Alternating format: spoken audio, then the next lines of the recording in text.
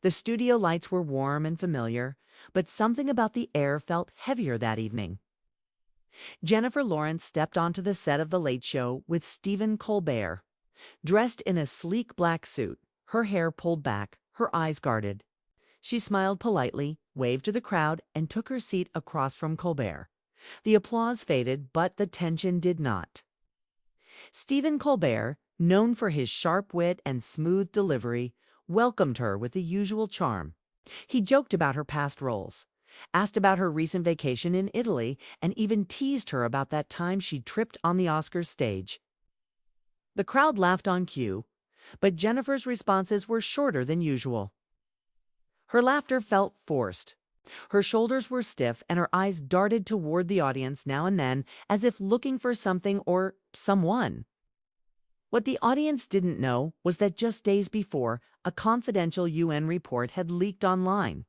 It detailed serious allegations about international surveillance systems powered by artificial intelligence. Systems that could track, profile, and even predict behavior. Jennifer had posted about it on her social media, writing, "If this is true, we're all in more danger than we think." Silence helps the machine. Colbert, perhaps sensing the mood or being nudged by a producer through the earpiece, decided to lean into the story. So he said, raising his eyebrows and grinning, "You've been lighting up Twitter lately, taking a stand, stirring the pot. Are you Hollywood's new activist queen?" The audience chuckled. It was meant to be a light jab, something playful. But Jennifer's smile disappeared. "I don't think standing up for people's rights makes me a queen of anything," she replied flatly, her voice steady but cold. There was a beat of awkward silence. Colbert chuckled nervously and raised his hands. "Hey, I just meant it's admirable. But do you ever worry that you're alienating fans who don't share your views?" That was it. Jennifer leaned forward. Her eyes locked onto his. "Do I worry about people who want me to shut up and act? No, Stephen. I don't," she said, her voice sharper now. "I didn't sign up to be a puppet. I signed up to be human. And being human means having a voice when it's inconvenient." The crowd was stunned into silence. Few brave claps echoed. Someone near the back gasped. Colbert's smile faltered. "Tried to steer the moment back. Totally agree," he said quickly. "But some might say there's a time and place, and some might say," Jennifer cut in, standing up slowly, "that treating someone's voice as inconvenient for ratings is the real problem." She reached behind her neck, unclipped the microphone, and placed it gently on the chair. The room was frozen. No music, no jokes, no sound. Jennifer straightened her jacket, gave Colbert a long look, one nod of anger, but disappointment, and walked off stage. Past the cameras, past the velvet curtain. Gone, Colbert stared at the empty chair for a moment, then turned to the audience. "Well," he said, forcing a smile, "that's one way to end an interview." The laughter was delayed and unsure. The producers scrambled backstage. Phones were already buzzing. Within minutes, Twitter exploded. Jennifer Lawrence walks off. Colbert became the #1 trending topic. News anchors on both sides of the political spectrum began analyzing the moment. Some called her bold, others called her dramatic. Conspiracy threads formed online about why she really walked off. Clips of the moment were posted, slowed down, captioned, debated. But behind the noise, the bigger story was still hidden something. Jennifer knew, something that couldn't be laughed off, something dangerous. The silence wasn't just on stage. It was the warning before the storm. Backstage, the quiet was deafening. Jennifer's heels echoed down the hallway as she moved quickly, rushing past crew members and assistants who didn't dare speak. Her driver was already waiting outside the studio exit. The car door slammed behind her. Inside, she sat in the dark leather seat, hands shaking slightly, not from fear but from adrenaline. Her phone buzzed nonstop in her lap. Oh, she ignored it. Across the city, Colbert sat in his dressing room, staring at the monitor as the studio replayed the moment. A producer entered, visibly rattled. "We're being eaten alive online," she said. "Clips are everywhere. Half the country thinks she's a hero.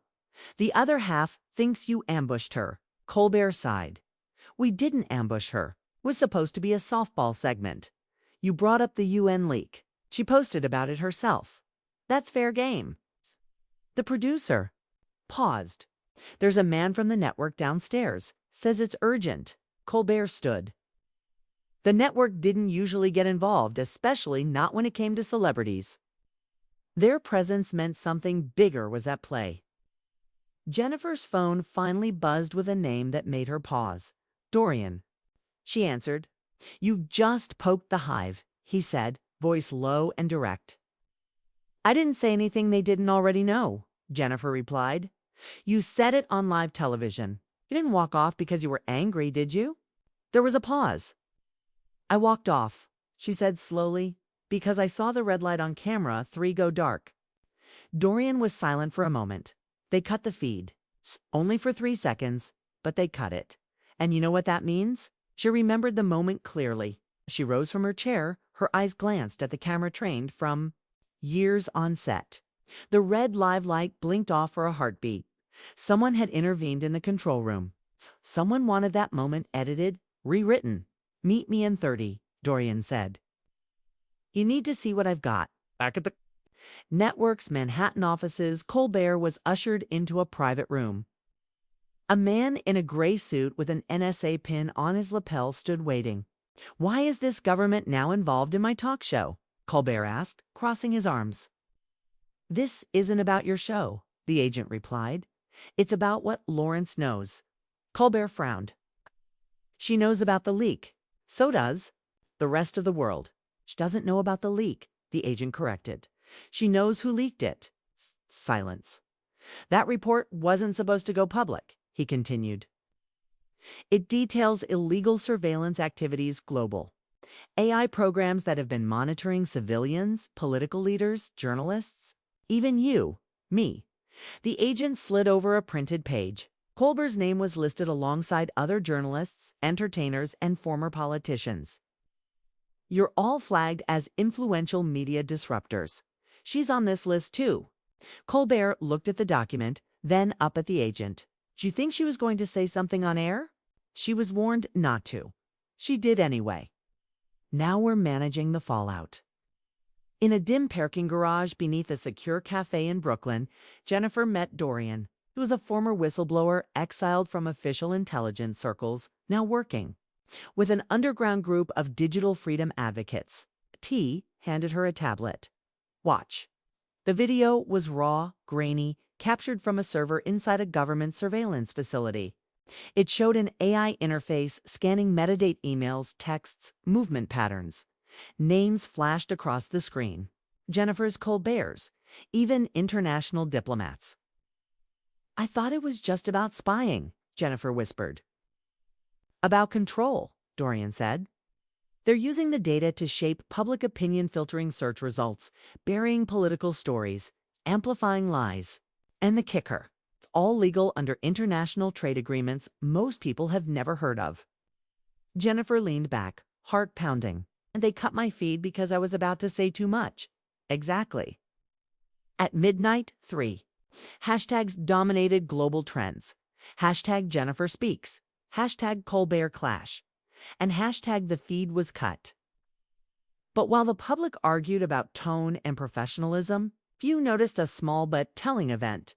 The original studio footage of the interview disappeared from the network's official website, replaced with a neatly trimmed version. The moment the red light went out, was gone, scrubbed. Jennifer stared at her reflection in the cafe's bathroom mirror. Her world had shifted in under 12 hours. She had always been famous, a teen. But now, she was something else, a threat. The game had changed. It wasn't just about her anymore. A soft rain fell over Washington, D.C., casting a dull sheen on the marble buildings. In a quiet corner office near the Capitol, Senator Elaine Harrow reviewed the morning's intelligence brief with tight lips. The Jennifer Lawrence interview had caused more than just a media storm. It had triggered internal alarms across agencies. "They're calling it an activation event," her aide whispered. pointing to a red-stamped file. Elaine opened it. Inside were screenshots from the unreleased footage, the 3 seconds when the live feed cut. A brief flicker of static, a corrupted audio waveform, and a timestamp anomaly that shouldn't have existed in any digital broadcast. It wasn't just an edit, Elaine said. Someone used the kill switch. Kill switch. Every major network is wired through. Government emergency override protocols, meant for national disasters or terrorist attacks. She paused. They used it for a celebrity interview. The aide hesitated. Ma'am, what does that mean? Elaine closed the folder. It means whatever Lawrence was about to. Say someone in the system thought it was dangerous enough to erase in real time. Meanwhile, in Los Angeles, Jennifer met with her lawyer in a high-rise overlooking the Hollywood Hills. The attorney, sharp former prosecutor named Zara. Lynn was already pacing. You've poked something deep. Jen, I just got a call from your PR team. They've been contacted by federal agents, asking about your travel plans. Jennifer leaned back. Let them watch. I've got nothing to hide. Zara stopped. It's not about what you hide. It's about what they say you hide. She pulled out her phone and showed Jennifer a deepfake clip circulating on fringe forums. In it, Jennifer appeared to say things she never said in government rants. Wild conspiracies, distorted versions of her real beliefs. That's not me. No, Zara said grimly, but most people won't know that. Jennifer's throat tightened. She had expected backlash, but not digital warfare. They weren't just trying to discredit her. They were building a version of her the public would turn on. Back in New York, Colbert sat down with his head writer. They were planning a response, a follow-up show. But something gnawed at him. Why was she so certain about the feed? He asked. That camera light going out?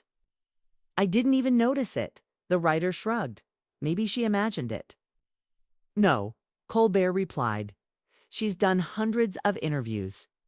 She watches those lights like a hawk. If she says it blinked, it blinked. He stared at the writer. Pull the raw footage. An hour later, a junior tech returned, pale and shaking. We don't have it. What do you mean? It's been overwritten, not archived, not even backed up. It's gone. Colbert's jaw clenched. That's not possible, but it was. Someone had wiped the master files clean. In Berlin, an investigative journalist named Lucas Richter watched the story unfold. Lucas had been tracking global surveillance programs for 5 years, mostly ignored until now. Jennifer's interview had created a crack in the wall. He tapped out an encrypted message to an old contact. Sighting confirmed. Activation used. In civilian media, cross-reference with PrismNet and Polaris leaks. Within minutes, a response came back. Seen. New asset possibly in play. JL. Watch for media distortion. Deepwave assets engaged. D. Lucas opened a file titled Deepwave. It described covert AI units embedded in news cycles, algorithms designed to rewrite public perception in real time, using targeted social media, fake content, and broadcast manipulation. The goal wasn't just to suppress truth. It was to shape a reality no one could question. He leaned back, eyes narrowing. If they're moving Deepwave into action, he muttered, it means something much bigger is about to break. That night, Jennifer went live on a small independent media channel called Glasspoint, known for its brutal honesty and lack of corporate control. The host was a former war correspondent. No laugh tracks, no edits, just raw truth. Jennifer sat down and looked into the camera. I wasn't supposed to talk about the UN leak, she said calmly, but I will. And then she spoke about AI surveillance, about the names on the watch list, about the buried contracts between Western governments and tech companies that gave them legal loopholes to spy on their citizens. The camera went dark because I said a name, she added. I said the name of the man who leaked the UN report. She paused. His name was Arun Bedi. He was found dead last week. The official cause was suicide. But the details don't add up. The host leaned in, visibly shaken. "Why are you doing this now?" he asked. Jennifer's eyes were steady. "Okay, because I'm already in their system. They've already started rewriting who I am. But I know the truth. Okay, and I know I'm not the only one." The broadcast ended. Within minutes, Glasspoint's servers were hit by a denial love service attack. But the message was already out. The fuse had been lit. The fallout was faster than anyone expected. Within hours of Jennifer Lawrence's Glasspoint appearance, hashtags flooded social media. Hashtag Truth Interrupted. Hashtag Justice for ARUN. Hashtag They Cut Though. FED. It wasn't just fans reacting, it was former intelligence officers, cybersecurity experts, and even a few low-ranking politicians. Whistleblowers, some anonymous, began surfacing across obscure online forums. At CNN, the newsroom buzzed with unease. Behind closed doors, senior producers argued about whether to cover the story. Legally, no one had confirmed the activation. Protocol Jennifer referenced. But one producer, a veteran journalist named Meera Singh, made a decision. "We run it," she told her editor. "If we wait for permission, we become part of the silence." Her segment that night featured a split-screen comparison of Jennifer's Glasspoint interview and the Late Show feed.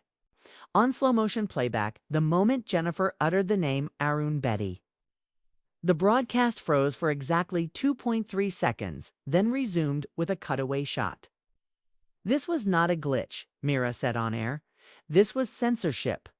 In a sterile control room 2 floors beneath Langley, a small group of operatives watched Meera's segment in silence. A man in a tailored black suit turned to the technician beside him. "Pull her records, friends, family, financials. Let's see how clean Ms. Singh really is." The technician hesitated. "Sir, with respect, she's a U.S. citizen and a journalist." The man didn't blink. "That didn't stop us last time." Across the room, another screen tracked social sentiment. The public opinion algorithm had red-flagged Jennifer as a Category 3. Influencer, dangerous. Capable of disrupting confidence in allied tech security partnerships. "Activate soft discredit protocol," the man ordered. Smear cycle. By the following morning, internet trolls were pushing old clips of Jennifer from years ago out of context moments spliced to paint her as unstable, arrogant, or conspiratorial. One clip showed her laughing uncontrollably on a red carpet. Another showed her stumbling over an interview question. Major news outlets hadn't touched the Glasspoint story yet, but they were quick to report on concerns about Jennifer's well-being. "She needs help," one anchor said on a morning show, ignoring the actual substance of her claims. Jennifer watched the coverage from a safe house in upstate New York. Zara sat beside her, fuming. "They're turning you into a headline," she said, "and not the kind that tells the truth." Jennifer didn't respond. She stared out the window, jaw clenched. "Do we still have the drive?" Zara nodded, encrypted. "Lucas made backups in 3 locations, including a thumb drive hand-delivered to Senator Harrow." "Good," Jennifer said. "Then we keep going." At a Senate subcommittee hearing. Later that day, Senator Harrow shocked the room by holding up the Glasspoint footage. "I am officially requesting a federal inquiry into the unauthorized disruption of a civilian broadcast. I have reviewed the timestamp anomalies. I've spoken with security experts. This was not a software glitch. This was deliberate." The room exploded into murmurs. Cameras zoomed in. Harrow raised her voice. "And I want to know who gave that order." Across town, the man in the black suit watched the hearing from his office. He didn't look surprised. "Looks like the senator wants to play hero," he said, lighting a cigarette. What do we do?" asked one of his aides. He exhaled slowly. "Nothing. Yet let the panic spread. Let them chase shadows. Meanwhile, we isolate the source." He pointed to a wall of images, one of Jennifer, one of Lucas, one of Senator Harrow. Underneath each were flashing status lights. 3 fires, he said. Let's see which one burns out first. That evening, Lucas appeared on a live stream with a French investigative outlet. He unveiled pieces of the Polaris documents classified, files detailing covert funding from intelligence agencies to large media conglomerates. The purpose?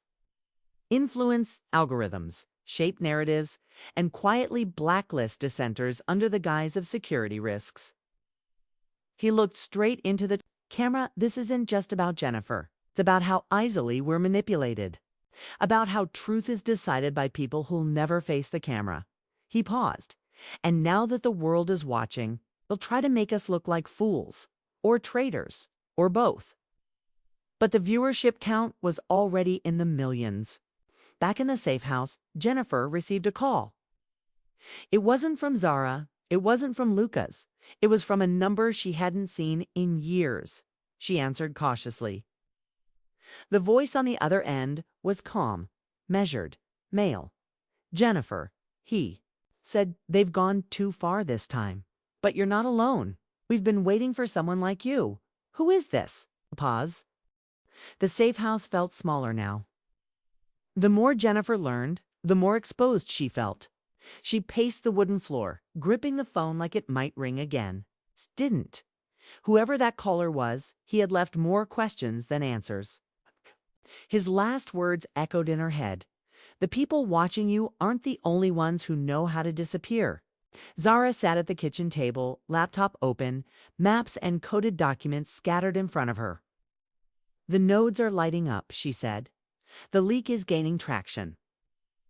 But it's not just activists this time. Several ex-diplomats are speaking. Out. Some of them are risking everything. Jennifer paused. And Lucas still in Paris. But Zara looked up. Interpol flagged his passport. They might try to extradite him. Jennifer cursed under her breath. They're tightening the net.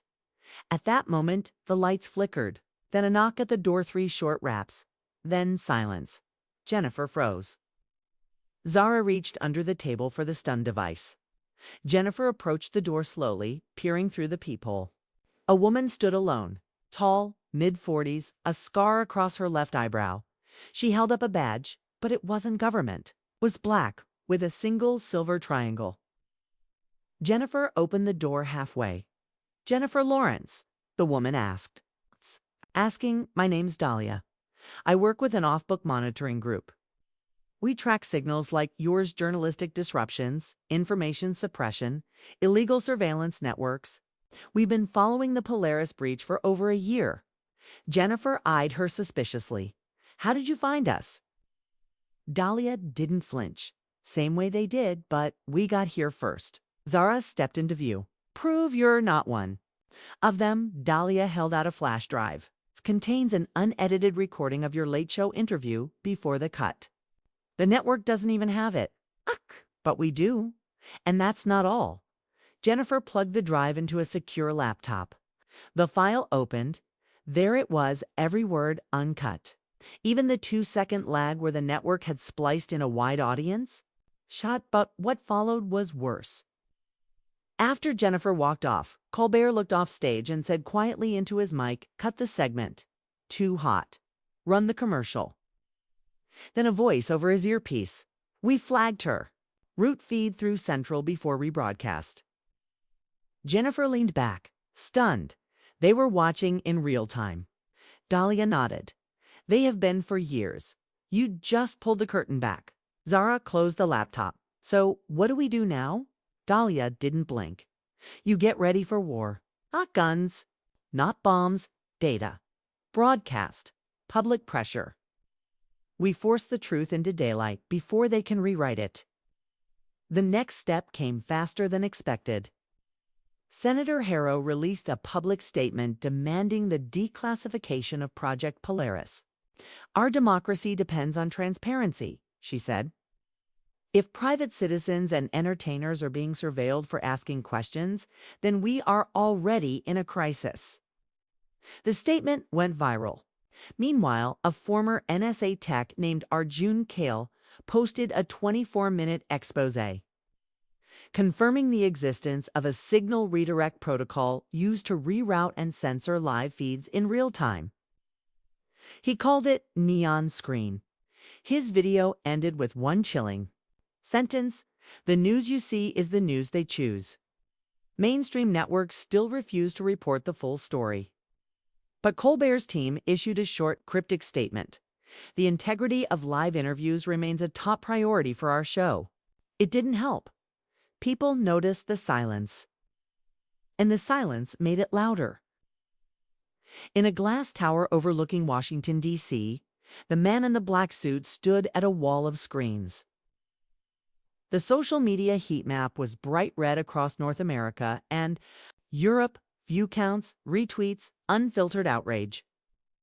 "She's winning hearts," one analyst muttered. "Not just activists, teachers, parents, even veterans." The man crushed his cigarette into a tray. "Hearts are easy. Break them." Tech turned. "Sir, if we escalate, we risk exposing ourselves." He didn't blink. "Then make her look like she's working with us." He pointed to a screen. "Disinformation drop. Fake emails. Leaked payments. Frame her as a double agent. Call it Project Spectre." That night, on Glasspoint, Zara and Jennifer went live from a secure server in Norway. "We've been framed." "Before," Jennifer said calmly, "in tabloids and gossip blogs. But this is different. This is power afraid of losing control." Zara leaned in. "They're trying to paint us as enemies of the state. But we're just asking questions they can't answer." They showed real-time satellite images, whistleblower testimony, government shell company trails. But what hit hardest was a single photo taken inside a surveillance server room deep in Nevada. It showed hundreds of screens monitoring not threats, but influencers, journalists, even children's toy live streams. The caption read, "Who's watching the watchers?" When they finished, Jennifer closed her laptop. "You think they'll come for us tonight?" she asked. Zara nodded. "They won't want to wait much longer." Jennifer stood by the window. The wind howled outside. In her chest, a storm stronger than fear began to rise. "Then let them come," she whispered, because for the first time, the whole world was watching. The flight to Brussels was quiet. Jennifer sat in the corner of the private jet, eyes fixed on the window, watching the clouds drift like silent witnesses. Zara sat across from her, scanning encrypted messages on a secure tablet. Dahlia stood near the back, murmuring into a satellite phone. They were headed to the European Councilor's special closed-door summit on data sovereignty, surveillance rights, and the Polaris fallout. But they weren't going to watch. They were going to speak. Jennifer didn't ask how Dahlia had gotten them an invitation. All she knew was that every move they made now was being tracked not just by U.S. intelligence, but by hostile foreign actors, digital mercenaries, and corporate contractors hired to erase stories before they became history. Zara finally looked. "Up, it's happening." Jennifer nodded. "Then it's time we stop whispering." The EU chamber was sterile and cold, lined with flags, translators, and stern-faced officials. But when Jennifer entered, whispers broke across the room like static. The American actress, the activist, the whistleblower's shadow. Senator Harrow was already seated, flanked by a delegation of cyber policy experts and one very nervous state. Department aide. Jennifer walked to the center podium. She didn't need notes. 3 weeks ago, she began, I was invited onto a late-night show to talk about my movie. I walked off that stage not because I was offended, but because I realized I wasn't speaking freely. I was being watched, censored, and not just by a government, by a system. The room was silent. She continued, I'm not a politician. I don't want power, but I've learned that silence is a currency too. And right now, people are being silenced across borders, across oceans, with systems none of us voted for. A Danish minister raised her hand. Ms. Lawrence, are you saying these surveillance mechanisms extend beyond U.S. jurisdiction? Jennifer glanced at Zara, then back. I'm saying what Project Polaris started didn't stop in America. Its code lives in server. Farms in Romania, data centers in Nairobi, fiber optic switches in Quebec. This is not just an American failure. It's a global experiment in control. Murmurs swept the chamber. Then a German delegate leaned forward. Can you prove this? Zara rose beside Jennifer and placed a USB on the desk. It contains the cross-server handshake logs, internal memos between contractors in the US and their EU subsidiaries. The receipts are in there. All you need is courage. Later that night, the file leaked. By dawn, the council was in emergency session. NATO cybersecurity briefings were called. France's president issued a cryptic tweet. Truth must never be encrypted. But with exposure came danger. By midday, the first hit dropped.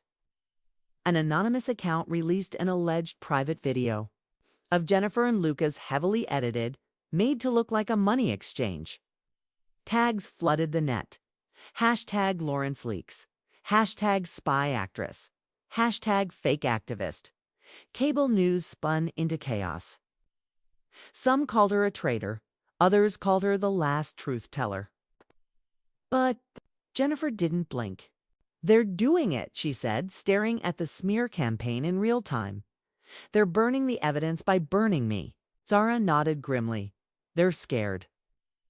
That night, they moved again, this time to a secure consulate facility. Armed guards patrolled the perimeter. Inside, Senator Harrow joined them. You lit the match, Harrow said. Now the fire's out of our control. Jennifer poured tea.com despite the storm. Good. Harrow raised an eyebrow. Good. Yes, Jennifer said, 'cause maybe now people will start asking why the smoke always smells the same, whether it's me or Snowden or some whistleblower no one's heard of. Harrow sat down. We're setting up a tribunal. International oversight of surveillance programs. You'll be asked to testify. Jennifer met her eyes. I'll be there. But I'm not asking to be believed. Just want them to listen.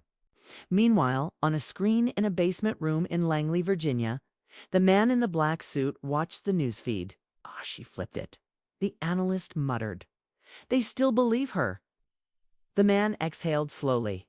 Then it's time for Plan C. A briefcase opened.